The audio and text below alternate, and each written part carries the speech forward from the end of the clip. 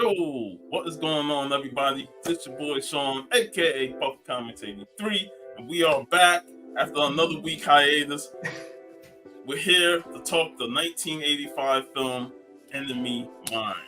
And this was on our minds when we suddenly lost Lou Gossett Jr., who passed away back in March. Or April. Yeah, what is time? But it's been so long now, Yeah. But yeah, Enemy Mine, Louis Gossett Jr., Dennis Quaid, and of course, I got to introduce my partner, Varangian Vigilante. How are you doing? Actually, very well. Last week we were on hiatus because I met Jason, the Southern Comic Geek in Vienna.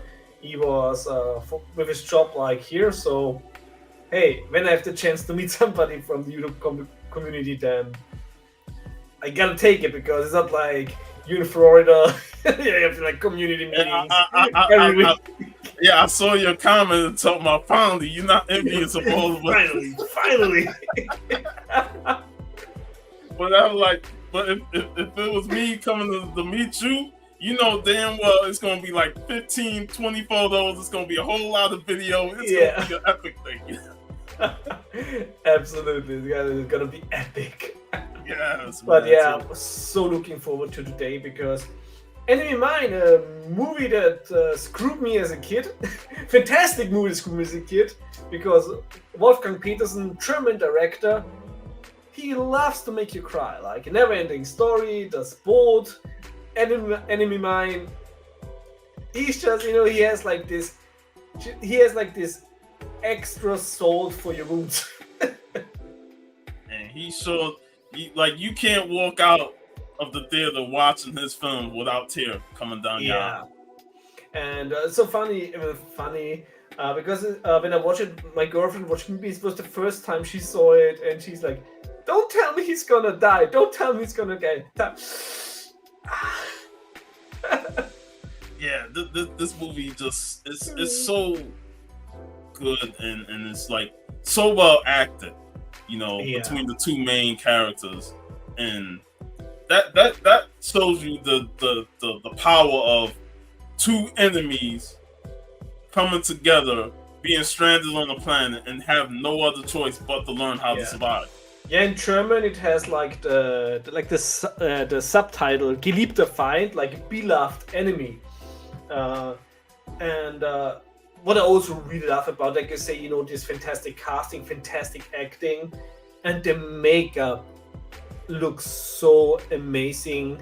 That especially since they really got this alien style, right? But also they gave him the possibility to act through it, with the eyes and the mouth. So it was just perfectly made.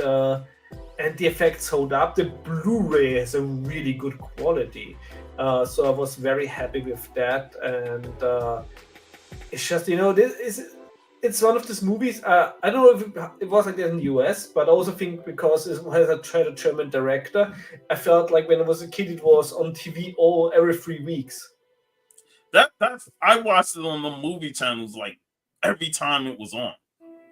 Because it's just one of those movies that always draws you in. No matter how many times you watch it, Enemy Mine is on. I gotta watch it. Yeah. Because it's just so captivating, and to see these two characters, who started out as enemies and wanted to kill each other, being forced to learn how to survive because they're stranded on this planet, and then they bond. Yeah. And that to me just makes such a good movie. And once you get to the midway point, and then you get the birth and the death of Drac, it's damn, man, I didn't expect that. Yeah, it's also based on a book, but also this concept is really good, I think, because very often in movies aliens are portrayed also biologically very human. So it's a very interesting, of course, concept. That this alien race can basically reproduce by itself. Yeah, and much props to Louis Gossett Jr. He nailed Yeah, the body movements, the way he moved his head, and the way he talked. He just nailed it perfectly to the point where it's like you're almost learning the language, just like what's his name, Dragic is. Yeah, and I think it also really shows, because I always have like this experience when I rewatch this movie, that I always think he's longer in the movie than he actually is, because his charisma and his acting performance is so dominant. Yeah, I like he's only in the film for like maybe 55 minutes. Like half of the film almost, yeah. Yeah, like he died after the first hour, within like the first 5 minutes. And in my head is always like that he's there until the final act. But yeah, it's because it's really, he is that good, and despite not being there until the end, he really puts his mark on the movie. Yes, and I just love the chemistry between those two, and it's like a love-hate. They hate each other at start, then they slowly start to bond, then the meteorite shower came, and then they hate each other again, and then they're like, we're gonna die here. Yeah. And stuff. What is it with Kuwait's shooting down alien planes? Hey, he's got a knack for shooting down alien planes. You know, what can you say? Hey, at least he didn't have Martin Short inside him. Yeah. It could have been the opposite of Inner Space. Yeah. But also what is so fantastic about it is like the message of the movie, you know. Of course, like the very obvious message that every soldier basically has a shared experience, and therefore they have the possibility of becoming like really brothers. Yeah. On the battlefield, and also, of course, a lot of critique about humans. Since I think what this movie is like 2090s, so not that far away. Not that far away. But also, like, you know, when they had like this you know, when they have like the little fights, and then suddenly it's like, you know, we humans, you know, we conquer twice as fast as you. Yeah, like a virus. You're spreading like a virus. And it's like, yeah, actually that's what we do. and like just a little backstory on what we got of the Drax versus the humans. Yeah. And like humans wanted to move away from Earth and explore and conquer. But you know, there's life outside of just the... Exactly, and that's because it's so human. When the movie starts, you know, humanity finally like united, and it's like, yeah. And when do we reunite? When we find somebody else we can bully. Exactly. You go to another area within the galaxy, and then this race already has a piece of the pie, and you want to take it. Exactly. Let's unite all the races so we can be racist against another species. and the whole point with the scavengers just shows you that the humans can be diabolical, evil, and take the Drax and use them as slaves. Yeah, and nobody as good as picturing like an evil brute than Brian James. The late Brian James. Man, he died way too early in life because he was such a phenomenal actor. Also Blade Runner, of course. I mean, just a great actor, and when he pops up, it's like, oh, shit's about to get real, because he nails the over the top scavenger that's just like, I don't give a fuck. I'm got all these slaves working for me. This new kid, oh, you gonna join the line? Yeah. The kid also did a fantastic job. Played by Bumper Robinson. I forgot that he was Zamas, because I've seen him in a bunch of TV shows and movies. But yeah, he did a great job. And the emotional connection between him and Willis is just... It's fantastic. It's fantastic. Like, you really like feel when he's screaming uncle when the scavengers are after him. Yeah. Absolutely. Oh, and what I also really love about this movie, and you know, when Wolfgang Petersen was not the original director, so he took over, but he said, I'm not going to use anything that you have shot before. Which, on the one hand, of course, is very good for his vision. On the other hand, that's sadly why Peter Jurassic is not in the movie. Yeah. Because, when you look at the casting, it's, oh, Peter Jurassic, London Mulari from Babylon 5 is in it. It's like, actually, it's not, because none of his scenes made it. But on the other hand, of course, what Wolfgang Petersen did to really portray, this small part in a very big story is just fantastic. All these props, like the studios, the areas he did, like in the Bavaria Film Studios in Munich, it really looks like a planet. Yeah. So. And it's a planet. Oh, then, like the shots in Lanzarote, like on the island. So really great mixture of studio scenes and, of course, shots from an island.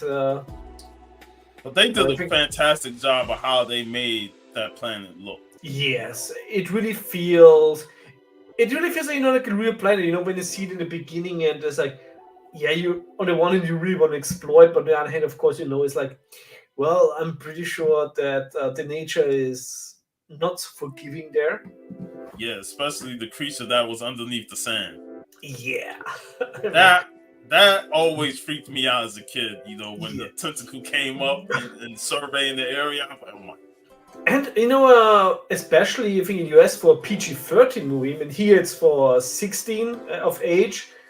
There's a lot. I mean, it's an 80s movie, so you have some really gory scenes in there. Humans getting mangled and. Oh, the mangle part was brutal. Yeah, there was some really brutal scenes in there. So of course it's fantastic because things like this happen like in a war, and so I personally always think when a movie has a great message, it's actually good to show some really gory stuff. Because it's like, because it also shows like the horror of war and the horror of the deeds of evil people. So I don't think it's like I actually hate it when they tone down evil things. Yeah, it's like you want to see what war truly is, and there is nothing about it that's good and peaceful.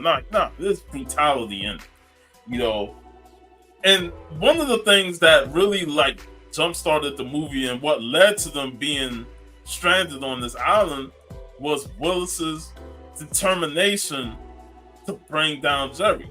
Yeah. Like, he was so determined to get him and to blow him out of the sky. His partner telling him to cut back, but he keep going head on, and the next thing you know, they get hit and they go down, his partner dies. Yeah, and of course, I think this movie, of course, George Lucas basically invented like the dogfighting in space, but the few dogfights we get here, like in space, are so perfectly done. Yeah. Of course, Wolfgang Petersen also has like experience with it, because there were also like some plane scenes like in The Sport. The Sport is such a fantastic movie, but it's so sad. So he has like experience to really show war very horrible, and this is here. There's nothing nice about it. So that's all, but that's also the strength of the movie. It goes right in. You have like this hatred for the enemy because he shot down one of yours. Well, of course, also you shot down some of his. So yeah, that's war. And to come like that on this planet and want to take revenge. So it's a really good start because it's understandable. It's very much understandable. And then it's also understandable, like you said, that they're both soldiers, like they have a shared experience, and being stranded on a planet, like on for both like a foreign planet. That also responds you together because you have to work together to survive this. And Willis was about to get the drop on Jerry. Mm-hmm. Like he was gonna take him out, and then he lost his gun, tripped on the rock. Yeah. And then that's where I love the scene when Jerry hears the rock fall and then he just jumps up and then you just see the look. That was the first glimpse of the look at how the Drac design was, and it scared the fuck out of me as a kid when I saw that, because I was like, oh shit, this reptilian humanoid. Yeah, isn't that also the beautiful thing, that is so well done, that when you see him for the first time, that you are like scared by them, as hey, that's the enemy, that's the that's basically the predator on this planet that he has to like defeat. And just imagine, like, if they really had them as enemies. If this was a war film and not a film with these characters, and they had them as enemies, what abilities we could have saw. Yeah, but I'm really happy it's not, because this is like the masterstroke of this movie, that there's this creature in the beginning that you're afraid of, that you are not rooting for, and later when he dies, you cry. Yeah, and it's such an emotional, like, you become attached to him so much, and you learn about him and his race, that it's like, man, it's a gut punch when he dies.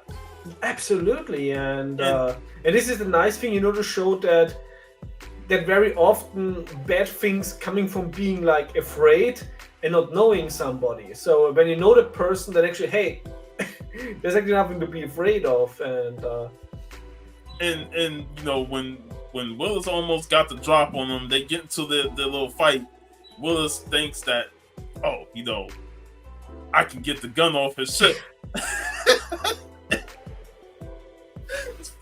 But they have fail-safe device. Anybody that touches it get electrocuted. Yeah.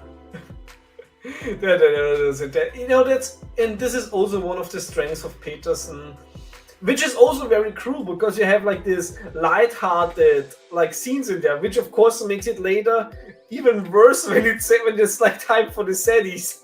Oh man. But that, like I said, like I just love the beginning of the film and how it starts out. What's up, Kenneth? And then after, Willis get incapacitated, that's where we see like the first sign of Bond, because Jerry could have killed him. Yeah. He could have took him out, but he held him hostage. And then when the meteor shower came down, Jerry could have left him to die. But Willis was like, nah, help me, and then he cut he was smart. I like the fact that he only cut where his feet was tied, but not the arms, because there's not enough trust for you to do that. Yes. So there's like small details of saying, yeah, I'll cut your feet loose so you can run, but I'm not gonna cut your arms because I don't trust you.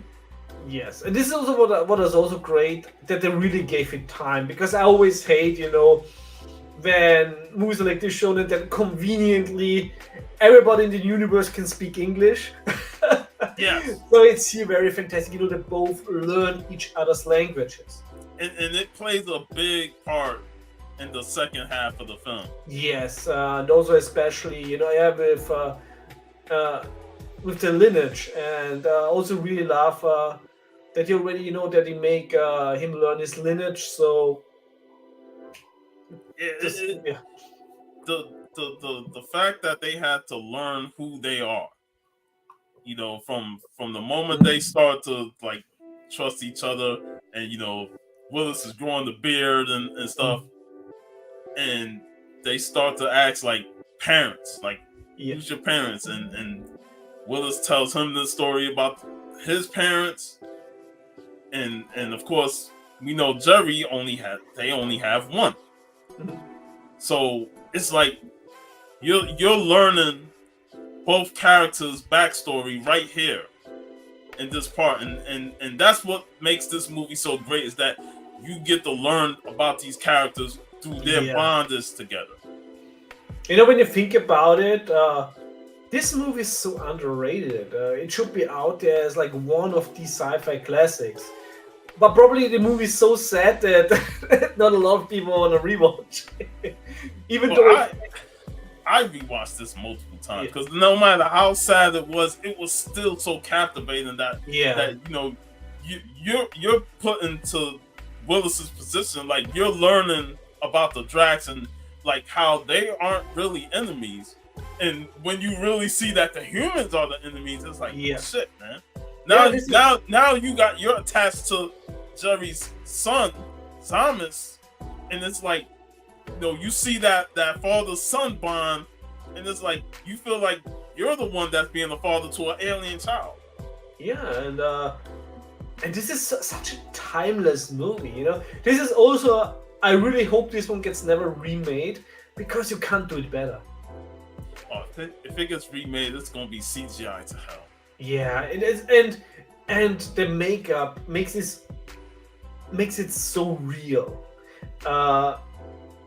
And like I said, you can't improve on this movie. I feel like this movie is perfect for what it was. It is. It's absolutely perfect. It is. Like it didn't get the critical acclaim when it first came out, and it underperformed in the box office mightily. But to me, it got better each and every year afterwards.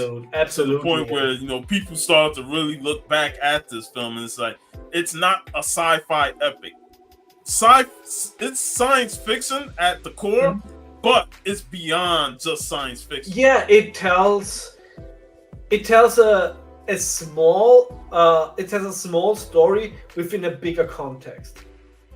And it's all about who are we really are.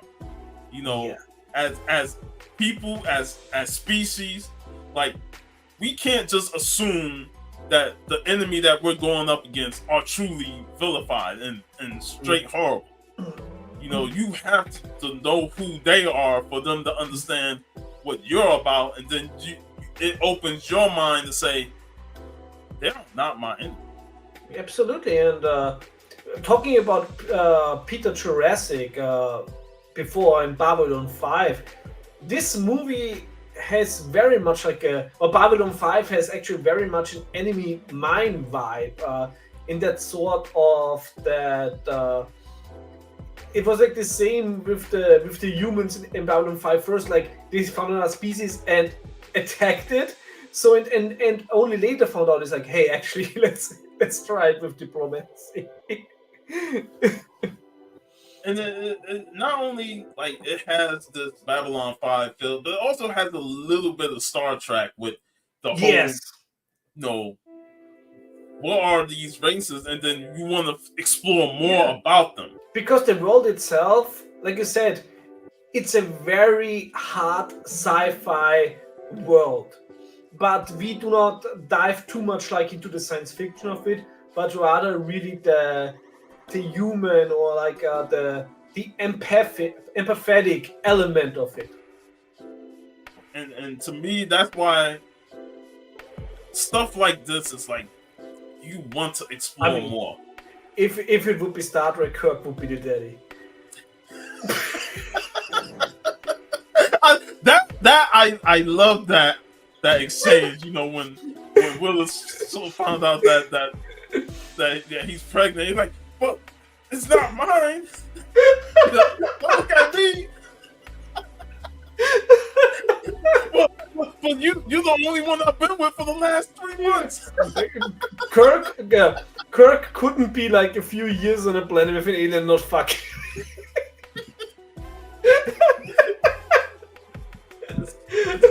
But the other species has to be female.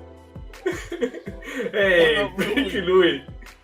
I mean, this was genderless, so it's fair game. It's a fair game.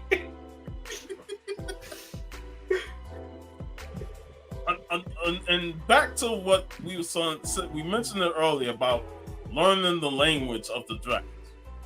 And Jerry has this specific book that he always reads, and Willis what does that book mean to you? And it means a whole lot. It means his lineage, his tribes, the language, and just learning the knowledge of what that book is. It really helps Willis, especially later on in the film when he has the book. When it was passed over to him. So that book plays an important part in the continued learning of this species. Yeah, also fantastic part, and this is also why I'm so happy that Wolfgang Petersen did this movie, because he's like, every time he makes a movie, the build up is very slow, and this movie really needed it, like, to really get into the culture aspect of it, and also, like, it's the only, this is the part where you're like, I want to know more about the other species. This is where he where it took like the fear you had in the beginning and made it curiosity. Yes.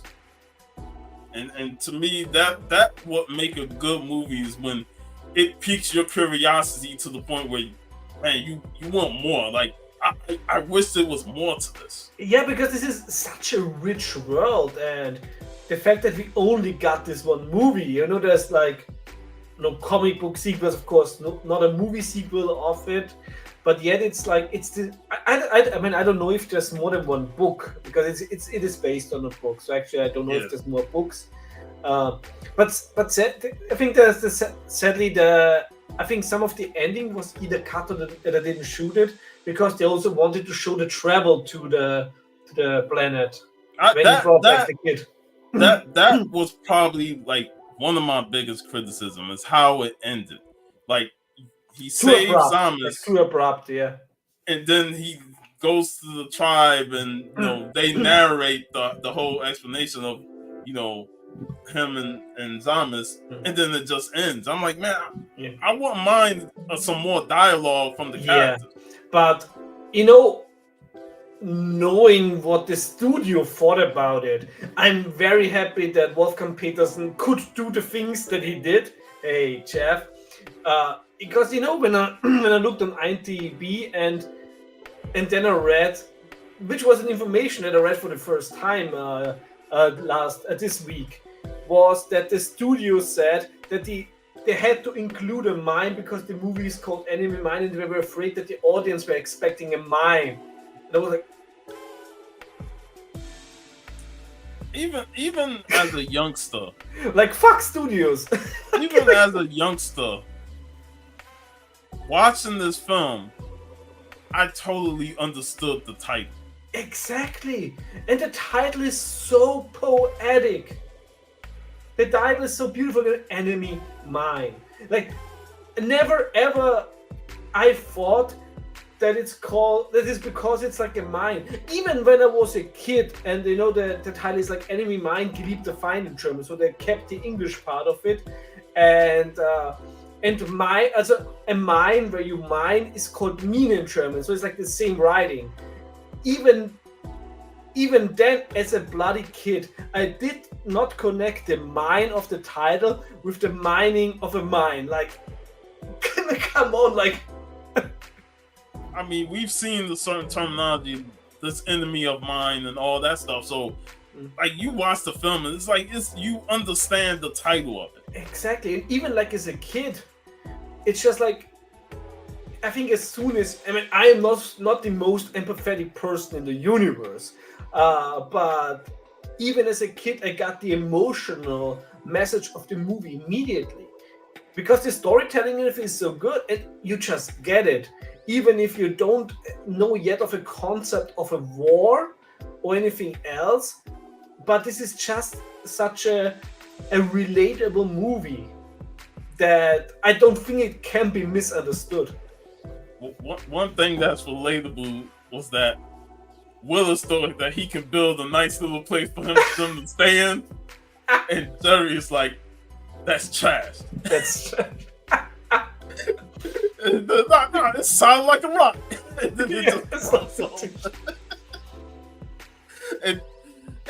then another fantastic scene again, the creature effects, the creature with the tentacles. Yeah.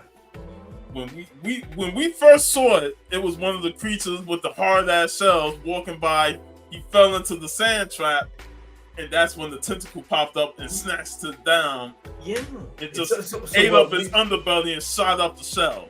And also fantastic storytelling, because like I say, it's always better show not tell. So we were immediately introduced to this creature where we like, well, that comes into play later. And also, hey, it spits out the shell, so this shell is very solid.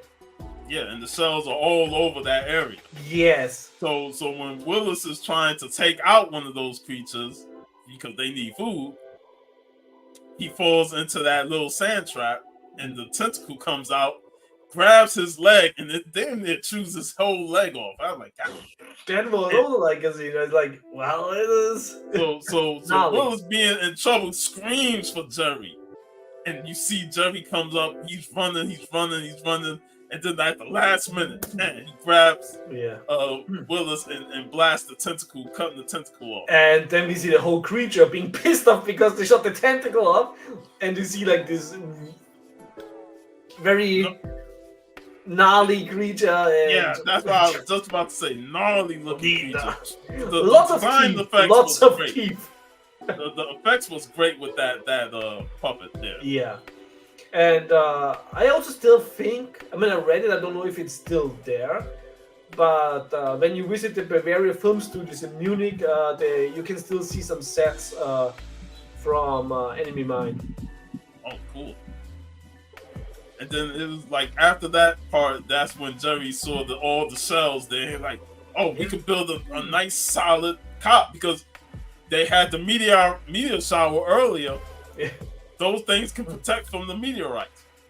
So, they built the cot, and we get more bonding between the two, more language learning. And then the second meteor shower hits. And just when like you thinking, they really learning each other, they bonding, the meteor shower hits, and all hell break loose, and they start ripping into each other and fighting. Yeah. It's like that's the type of tension that's real. Yes. Like you think you're bonding with somebody, but then hell breaks loose, and it's like, man, fuck this shit. I'm sick of this. I'm sick of you and all stuff. Then they start bringing up the whole human Drac war, and it's like these little tidbits. It's like, man, it really makes you want to see backstory on this, because like the way they're talking and the way they're explaining it is like. It's been an all-out war, and everybody's fighting for control over this territorial space. Yeah, and as we see, like with the scavengers later, like there's some war crimes going on, most definitely. You got your good side of the humans, but then you got the rotten side. Yes, and I will say that there are probably rotten Dracs out there that the movie never explored. There's always rotten, like yeah. But we only saw one side of the Dracs. But I love that scene, because it just showed. And then when the meteor shower stops, Willis like, Jerry, we're gonna die here. and it's like he went from complete anger to complete sadness. That really, when you watch it, you're like, yeah, it's like. You feel the emotion of both of these characters, because they know that they're stranded for life and they're gonna die. But man, it's like to go from that heated anger to just immediate sadness. It hits. It hits. Absolutely, and this movie has so many waves of hitting you. it comes in waves, and you're just recovering, and then it's like. Also later, when the drag, when Jerry is pregnant, because this species reproduces by itself, and they say, when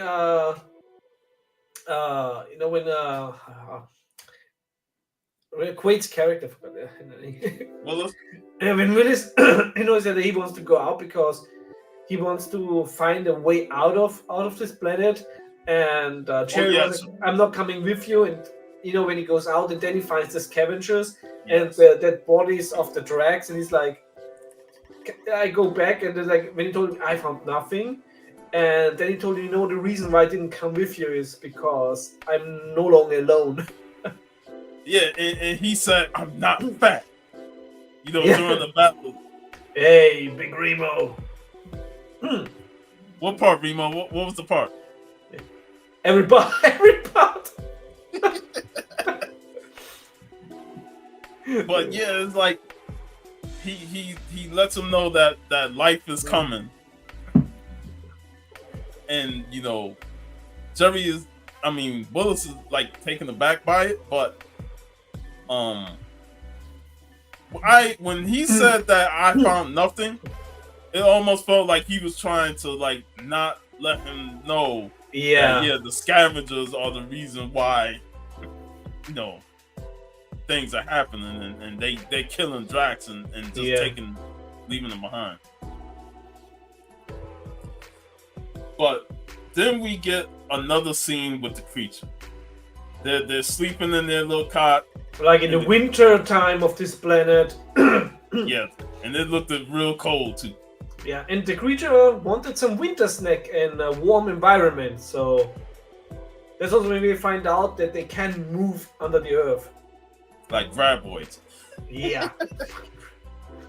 So the tentacle comes back out, and this time it grabs Jerry. Jerry, yeah. So now Willis is the one that's got to save Jerry from the beast, and then the whole thing collapsed when the beast is going wild and crazy. So now they gotta find a new location to stay, which is inside the caves. So again, it continues on, and then we get the big part of Jerry telling Willis, "My time is done. I can't go on no more."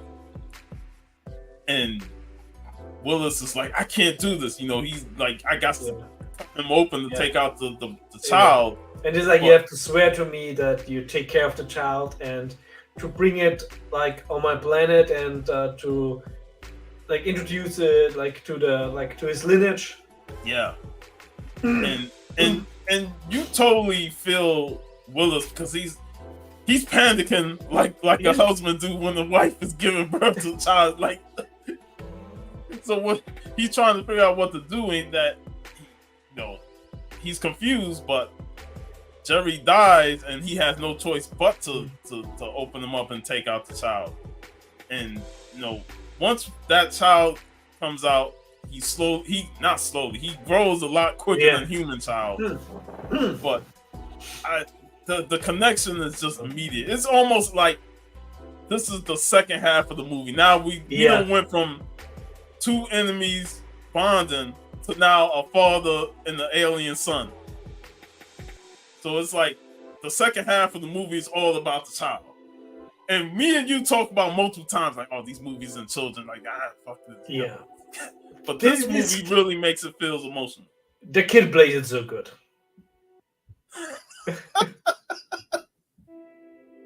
But you know what I like though? I love the comparison between their hands and how the child was so confused by that. Like, you exactly. 5 fingers. I only have 3.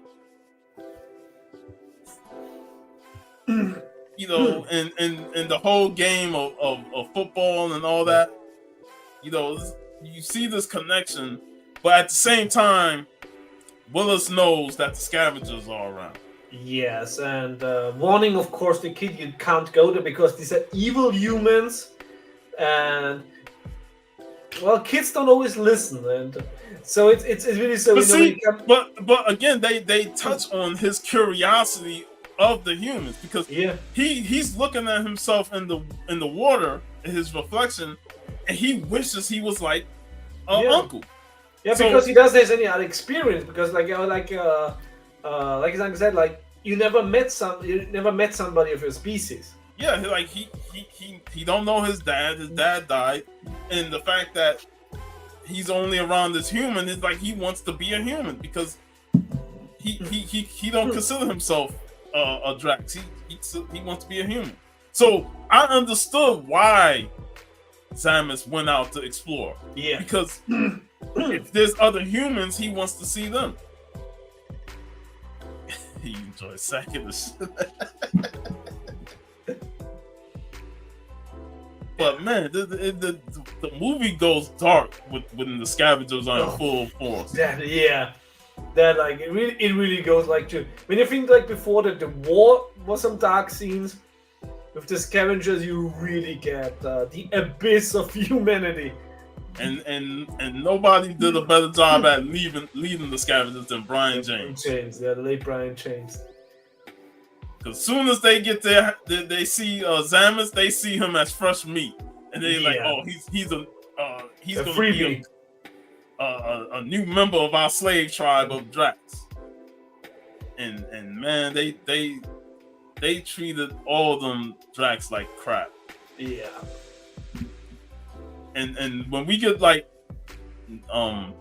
Willis chasing down to get Zamas and the whole battle with the scavenger, they shoot Willis and he gets taken out. They capture Zamas and take him to the ship. So Willis has been out for like forever. Yeah, so presumably dead, and then a military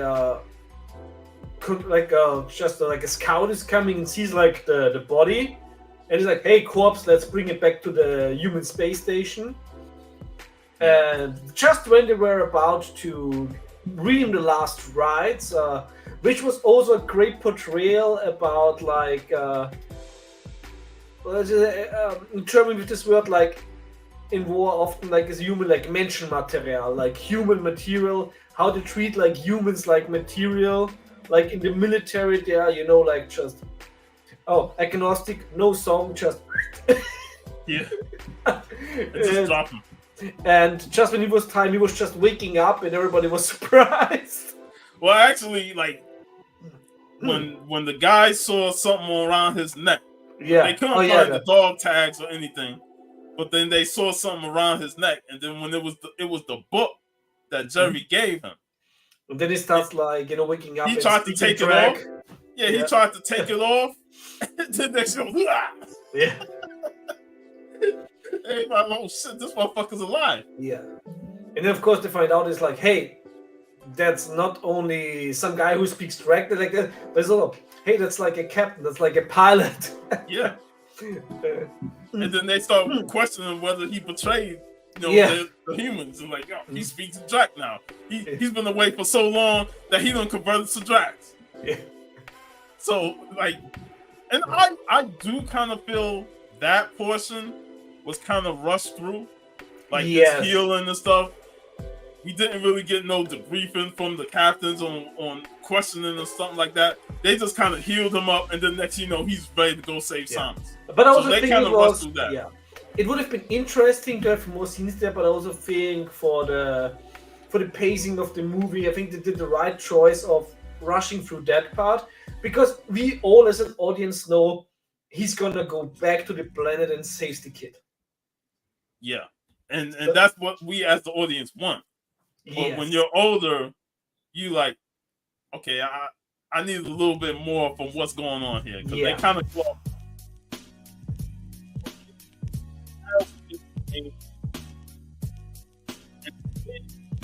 This is where like the movie really shines. Like the movie is great on top of that, but to see Willis fully clean, no beard, no long hair, go on to back to that planet to save Zamas.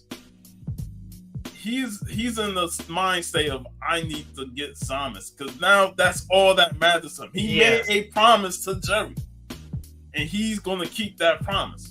So I love that he went gung-ho and said, yo, fuck that door. Y'all better open it or I'm going to blow it open. This man was on a mission, and he portrayed it so well. And he gets back to that island and he infiltrates the base. You know, he takes out a couple guys. One guy falls down to get mutilated. Mutilated. He got mutilated. And it's like, damn. I love dummy effects though. They're like, no lie. Yeah. Dummy effects are great. And then, you know, he encounters the other slave Drax that's there. And none of them like really understand him. Mm-hmm. He's looking for Zamas. When he takes out one of the guards who showed up, one of the Drax said, Your uncle. He must be uncle. And right there, you're like, yes, I know Zamas. He taught me the English. So see, and that's another thing, like how Zamas learns English from Willis, and then he teaches it to the other Drax. Yeah, that's right. Minimal weaponry. Exactly. It's all about throwing down. Like every time he has a gun, he ends up losing it. In general, this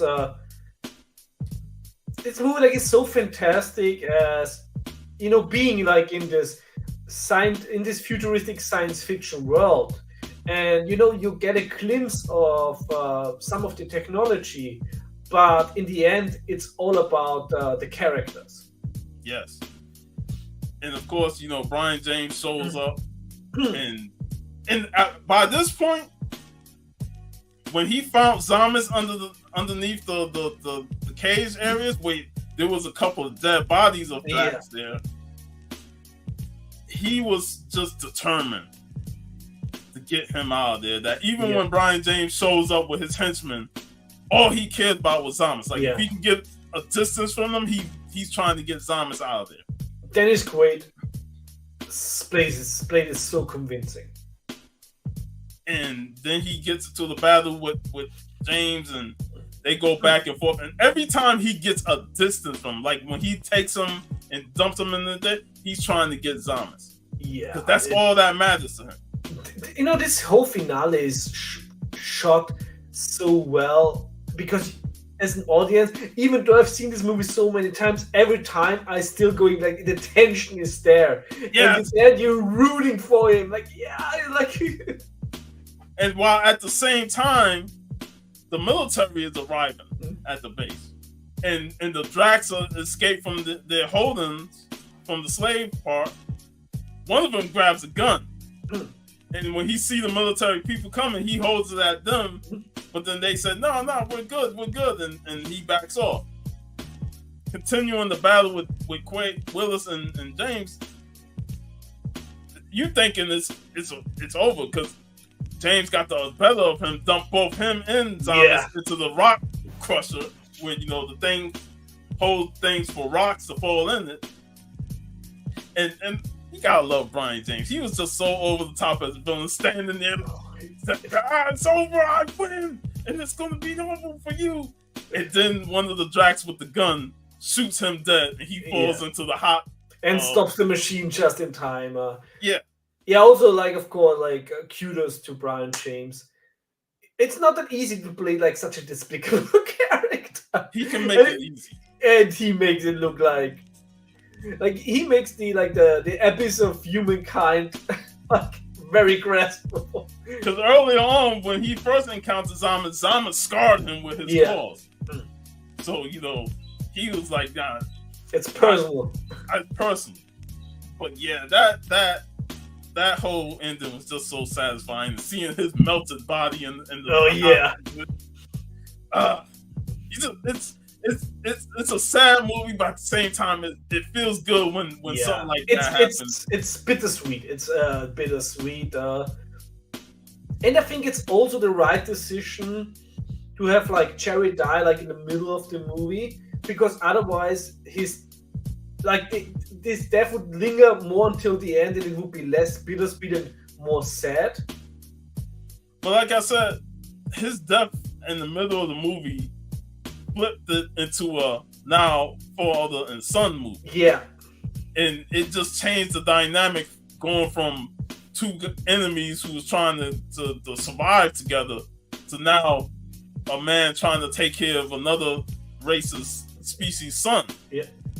So to me, that's what makes this movie so captivating, is that it's two movies within one. Yeah, and they go so fluently together. This movie does not feel episodic. It really feels seamless. Yeah, and except for that, the ending feels a little bit okay. The ending is a little bit abrupt. We could have got a little bit more. Yeah. That's why I kind of wish there was a director's cut for this. Yes. This movie could have benefited from some more scenes that probably was shot and didn't make it. But this the type of film that needed a director's cut. Yes. But let's just say the version we got, a fantastic movie. one that should be more talked about within the genre of science fiction, for sure. Yeah, most definitely. And there's also shows that how similar we are. When Lucas truly sadly passed away 2 weeks ago. That it's like I loved him in Enemy Mine, and he was like, yes. Like I said, fantastic actor. And for also in the Punisher, like he gave like the Punisher movie the needed gravitas as a counter to, of course, Lundgren. Yeah, the ending definitely left questions unanswered, but we were just happy that Zamas was saved by Willis. Yes, and like I said, when we were young, that was the acceptable ending. Yeah. When you get older, you're like, man, I want a little bit more. But, yes. But I'm perfectly fine. Like you said, this movie is fantastic. Especially like more scene, because like the one teaser we got like from this probably was like a nice matte painting from the track planet. It looked so beautiful. Like, I want to know more about this. And I'm glad you brought up the matte painting, because they used a lot of that back in the days.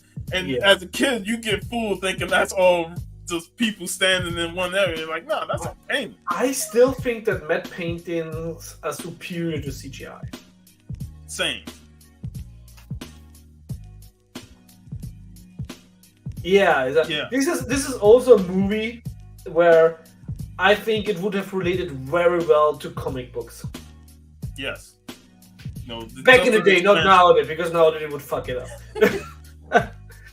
But yeah, the expansion on the war and the follow-up after the movie, it definitely would have told a lot more story to it. But man, what we got... just like not a Dark World, otherwise we would have gotten like Alien, Predator versus Dragons. It's like you can always do like fantasy booking. Yeah. Yo, imagine the drag race in Mass Effect or something like that. Like, man, it's like science fiction is probably one of the genres that you can just fantasy book all the different aliens, races and stuff. I would just love the fantasy book a lot of that. Babylon 5 and Star Trek and all that stuff. It's fantasy booking. I need to find time to rewatch Babylon 5. Me too. Like, now you put it in me, like, man, I want to watch Babylon 5. I'm still going through some of my anthologies. And Babylon 5 is also so sad to rewatch because so many died. Chirka, like, such a fantastic character. It's the animated movie was very good. Like, the animation was not the best. The one that came out, I think, last year or 2 years ago. But it really was a very proper continuation of Babylon 5. And it, like the whole thing just makes me want to re-dive into all the sci-fi shows I grew up watching. I mean, there was so many sci-fi shows back then. It's crazy. What was the one that was basically half erotic with Lexis, or like what was the one? I don't know, but of course, Kevin Sorbo, Captain Dylan Hunt.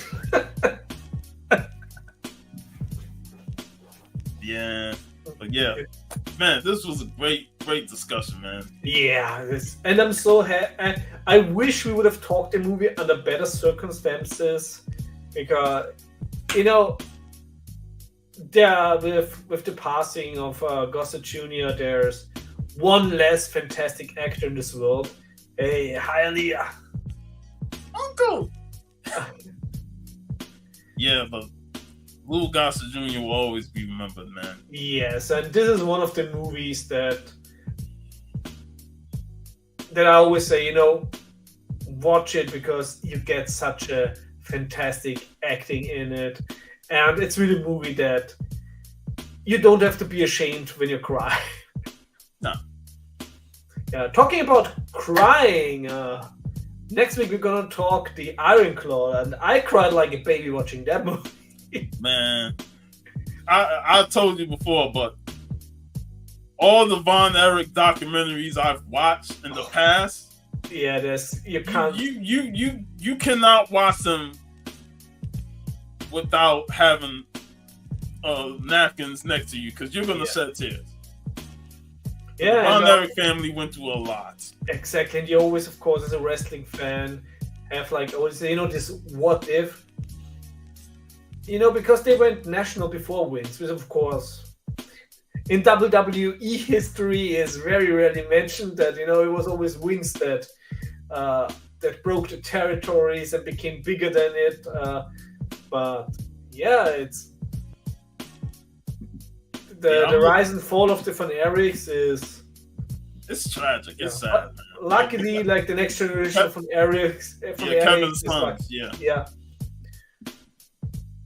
I think I don't like the two sons of him in AEW. I don't watch AEW. No. Not? Okay. I hope they ain't in AEW. I hope they don't go to AEW. Yeah. I hope Hook is going to NXT. Would be better for him. Probably would be. Get the hell out of AEW.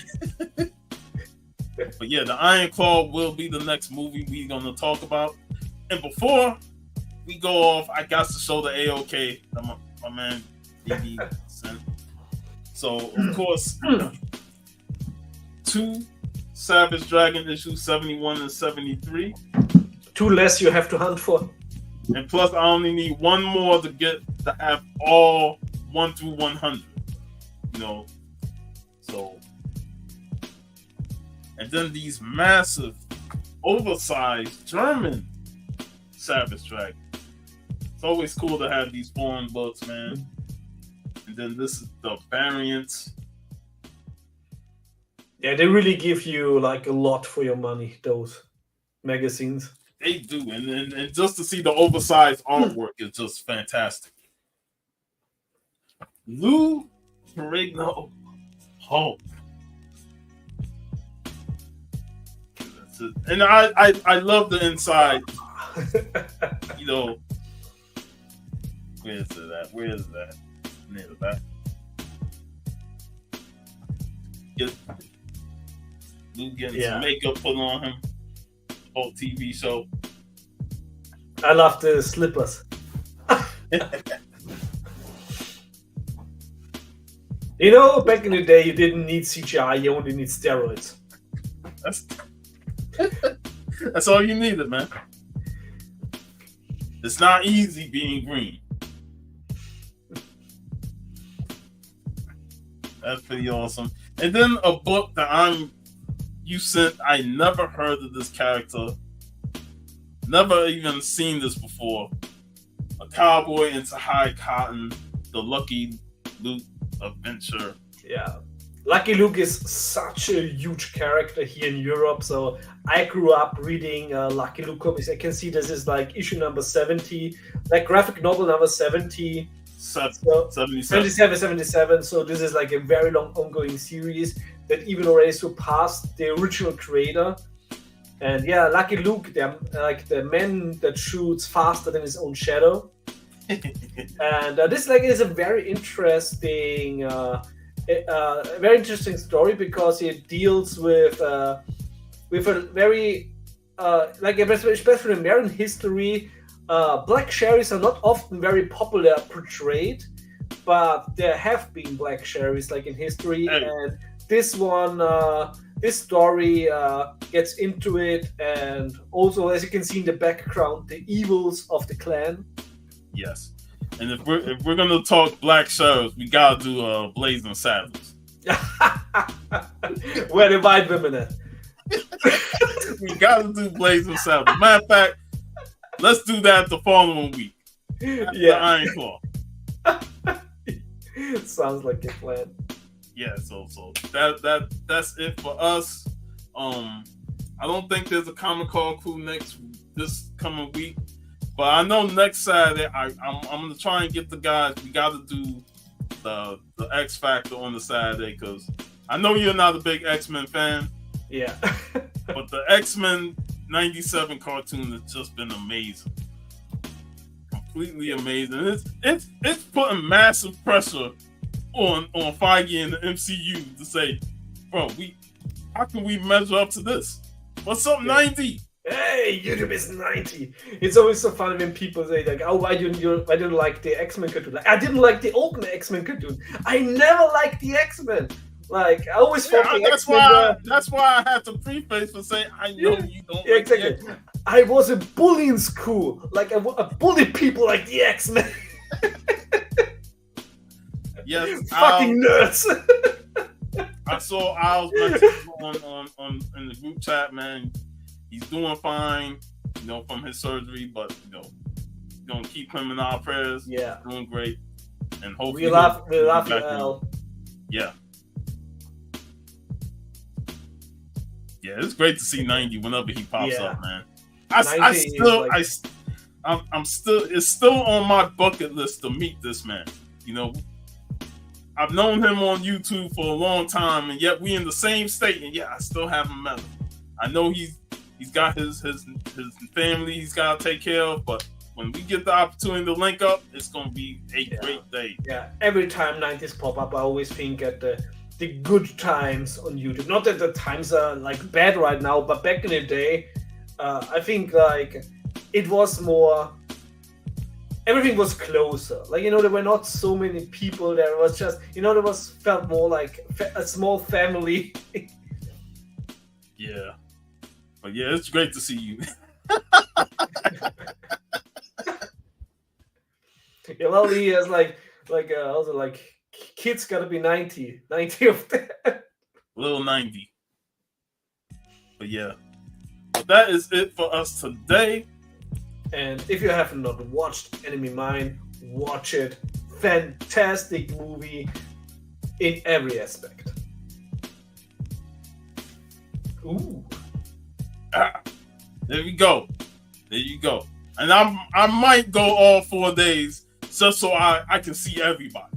Because 2 days I'm realizing I'm like, I miss people that showed up on Thursday and Friday but didn't come to Saturday, Sunday. So I might go all 4 days just so I can make sure I see 90.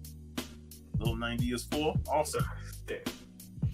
Don't crew as far as a tractor. So I just want to say thanks to everybody that showed up in the chat. We will be back next Friday talking to Iron Claw. And VV, before we go, do you have anything to show?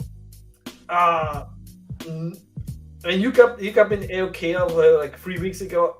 I already got it boxed, so it's on boxes.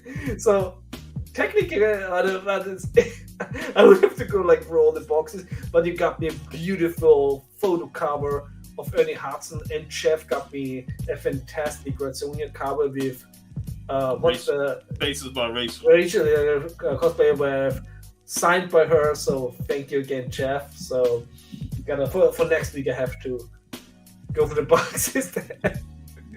Right. I was very motivated last week, and I sorted a lot of comics in the short box, because before that, just like on the table here, so many stacks of comics. Which is funny because I actually almost buy no more new comics because there's not a lot like for me out there, but I get a lot of back issues. That's the thing, like you give up new comics, but you go to them back issue bins, and it's like, Yeah, back issues, always good. Bronze Age especially, so yeah, and I also need to complete my 7th Sword of Conan run, so I'm always getting some when I find them. But yeah, all right, man. So, but I do actually have some, because when I met Jason in Vienna, Southern Comic Geek, last week, we were like buying comics, and I give him an AOK, and then when I wanted to buy for my comics, he's like, no. He's paying for them, so I got the pens variant of Conan 65. Nice. So I have now, of course, the original and the pens variant, and I also got this this retailer exclusive Red Sonja 5 from the original Dynamite run. And is a Nova cover that I always loved, of course, because you have a big lizard, a dinosaur, some might say, on it. So really like that. So probably I'm gonna post this one tomorrow compared with the regular cover for Red Sonja Saturday on Instagram. Nice. But Shout yeah, out to Southern Comic Geek, man. yes, thank you, Jason. And it was so great finally, as European, I don't have the chance to very often meet somebody from the US comic book community. So when Jason was in Vienna, really fantastic to finally meet him, and he's as sympathetic when you meet him as he is on YouTube. Southern gentleman. He had to learn about subways, man. Yeah. I had to teach him how the Viennese subway system works. Nice. So thanks everybody again for joining us. We will see you next Friday. Have a great weekend, y'all. A fantastic one.